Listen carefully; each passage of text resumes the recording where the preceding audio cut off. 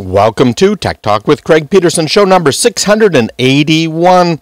Today we're going to be talking a lot about intellectual property. Now, if you're a business person, you could get sued if you don't keep track of intellectual property, others' intellectual property. We're going to talk about that, the patent system, the copyright system, what has changed. And there's been a few major changes recently that you may not be aware of. So that's what we'll be talking about today with our guests. We have a number of different attorneys, some who have written some books on this whole thing, including Montague Law. They'll be with us today. We're going to be talking also a little bit about Apple's latest announcements, and the Phoenix Principal Technology Adoption is going to be with us today. The impact of the law, as I mentioned, different patent cases, what's happening with Apple and Samsung. That's a very, very big case, so we'll be talking about that. And then we're also going to start out by talking about a few articles in the news that I posted out on my website. You can follow those at craigradio.com. craigradio.com.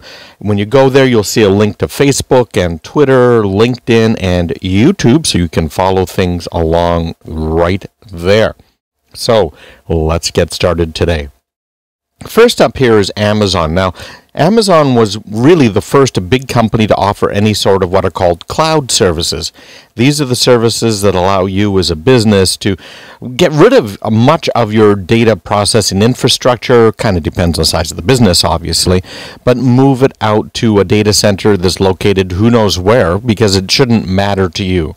As long as you have reasonable internet access, the cloud can be a wonderful thing.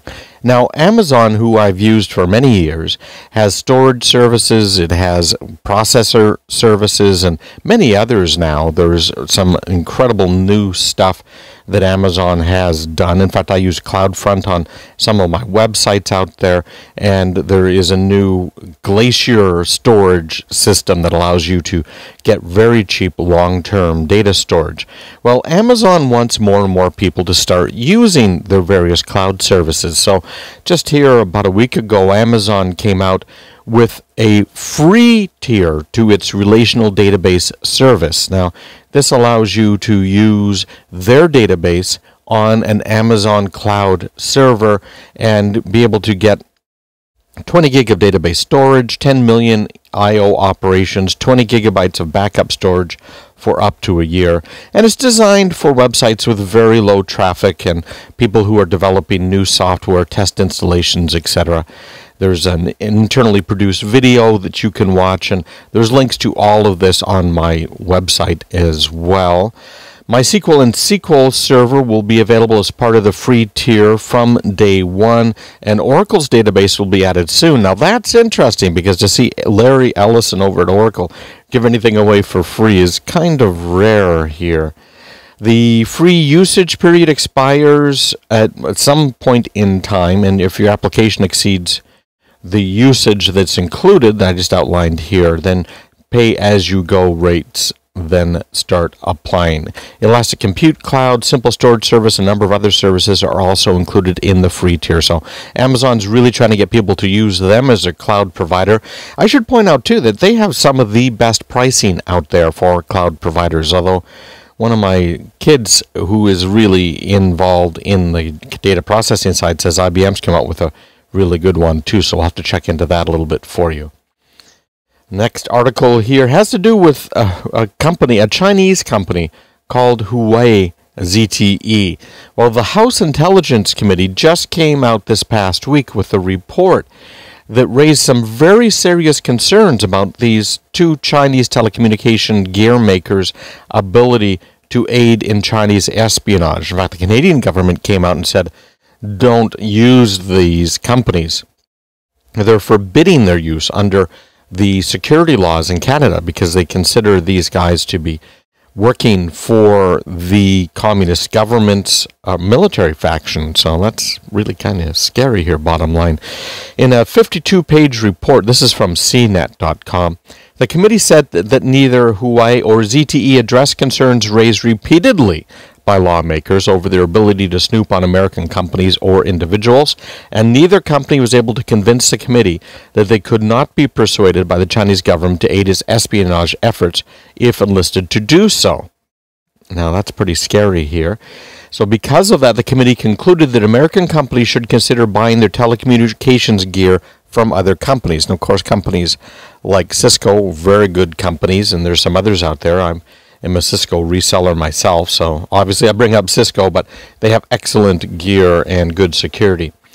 Quote, U.S. network providers and systems developers are strongly encouraged to seek other vendors for their projects, the committee wrote. Based on available classified and unclassified information, Huawei and ZTE cannot be trusted to be free of foreign state influence and thus pose a security threat to the United States and to our systems. The committee was led by Mike Rogers of Michigan, a rep from Michigan.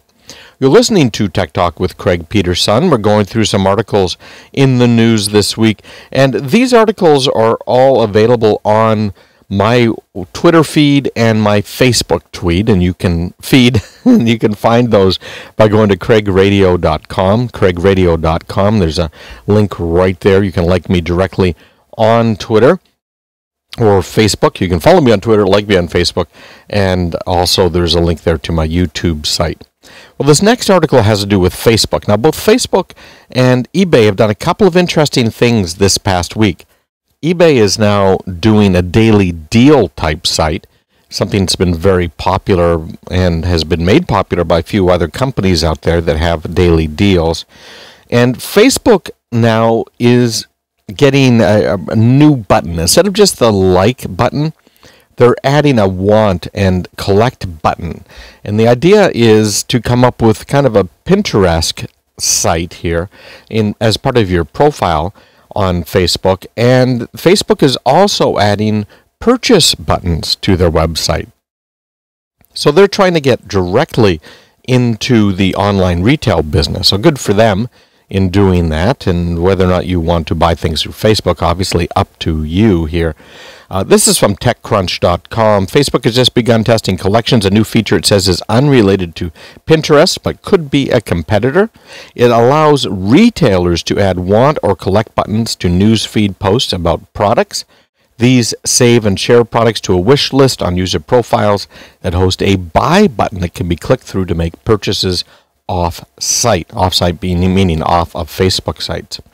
To try out collections like the Pottery Barn page and then visit a link to its first collections post. You'll then be able to add products to your collections and see the product pages complete with buy buttons.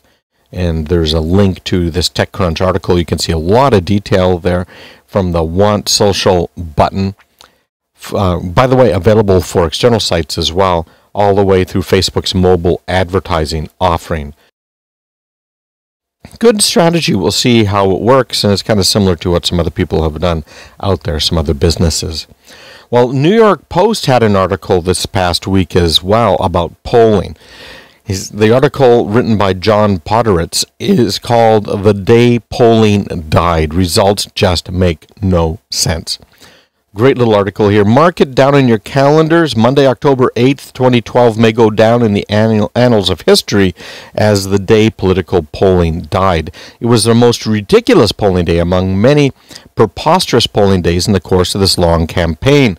The ludicrous comedy began early in the morning. Gallup reported that when it combined the results of its 3 nightly surveys after Wednesday's debate, the race between Mitt Romney and President Obama had become a tie. Around the same time came news from the bipartisan Battleground poll that thought its top line had the race 49-48 for Obama among extremely likely voters. It was 52-46 for Romney, and 85% of its survey was done before Wednesday's debate. Then around 9:30 came the news from Rasmussen's 3-day poll, a 48-48 tie. Sounds consistent, right? It wasn't. The day before in Rasmussen's 3-day poll, Romney had been leading 49-47. A 2-point shift in Obama's favor in a single day in a tracking poll is a significant move. Even more sobering was Rasmussen's tracking poll of swing states, which showed Obama in the lead 49-47. Its state polls were also good news for Obama. All of this suggested, in the words of the sober election analyst for the liberal New Republic, Nate Combe, that Rasmussen had thrown cold water on Romney's post-debate bounce. This article goes on and on. I think it's fascinating. I'm involved in a polling company myself, and it's crazy to see some of these polls. And I think we might try and do a show on polls and polling here, but it might be hard to get in before the election comes up. So we'll have to see whether or not we can get that in. Let me know. Send me a note there, producer at craigpeterson.com, if you think we should do a show on polling, because I find that really rather interesting. Of course, these polls all affect our lives because many people go ahead and rely on the polls to determine who they should vote for versus, trying to really do research on the candidates and their positions. You're listening to Tech Talk with Craig Peterson. We're going through some articles in the news this week. These are all articles that I posted on my Facebook and Twitter feeds. Go to craigradio.com to get links to both of those. What's really going on at Apple's iPhone 5 factory in China? Now, this is interesting because we talked on the show before a little bit about the strike that they had over there and how it affected Apple, and frankly how China is just really starting to change, and there's a lot of pressure. Trading with communist countries will often help to put the pressure on them to make them collapse. That's kind of what happened with the former Soviet Union, and China right now is in very big trouble. This is from CNN.com. And Philip Elmer DeWitt is the author of this particular article here. The New York office of China Labor Watch claims that 3,000 to 4,000 workers went on strike last Friday. This caused a widespread work stoppage on the iPhone 5 factory floor that lasted most of the day. But then it goes on to say that the Chinese news media completely denies it. They said there has been no workplace stoppage in that facility or any other Foxconn facility, declared in a press release, and production has continued on schedule. So it kind of goes back and forth here about different news agencies and what they're reporting, and about some of the problems they're having in the factory. In fact, trying to even meet Apple's standards for tolerance for errors and problems with these machines is becoming a bit of a problem. ZDNet this week is talking about the very first Windows 8 PCs. They are being shipped right now a little bit early because the official launch for Windows 8 is still weeks away here. And it turns out that the Home Shopping Network is already selling Windows 8 computers from Acer. And it turns out that Microsoft and Acer have asked the Home Shopping Network to remove the PCs from sale until the embargo date of October 26th. But they were selling them and shipping them. You'll see some pictures of some of these and the ads from the Home Shopping Network, again, via craigradio.com over on my Twitter and my Facebook feeds. But this particular one here, it's kind of interesting because Acer has this all-in-one PC, and isn't this great, and it's running Windows 8. Well, you've probably heard about what's generically called crapware, which is all of this extra software that the manufacturer gets between $10 and $30 for total per PC. And it's all of this extra software that comes on there. It's got games and a whole bunch of things. So here's a list. Microsoft, this is from Acer here. Microsoft 2010 60-day trial, Acer Portal, Acer Games, Acer Recovery Management, Nero 12 Essentials, Adobe Reader, Norton Internet Security Suite 60-day trial. And those trials are always so annoying because they end and then they start messing up your computer, and it's really kind of crazy. And they want you to subscribe, and so you do, and sometimes they work. Sometimes they don't. Gateway's notebook had a list kind of similar to Microsoft Office, CyberLink Power DVD, Gateway My Backup, Gateway Games powered by Wild Tangent. That's 10 demo games with 60 minutes of play. Gateway Recovery Management, Adobe Reader, Adobe Flash, Norton Internet Security, 60-day trials on most of that software. So it's really kind of crazy. I like the way Apple does it. You buy a computer, it has none of this crapware, bloatware on it at all. It has most of everything that you'll need, everything you need to do email and internet browsing and a few other things. but also very inexpensive to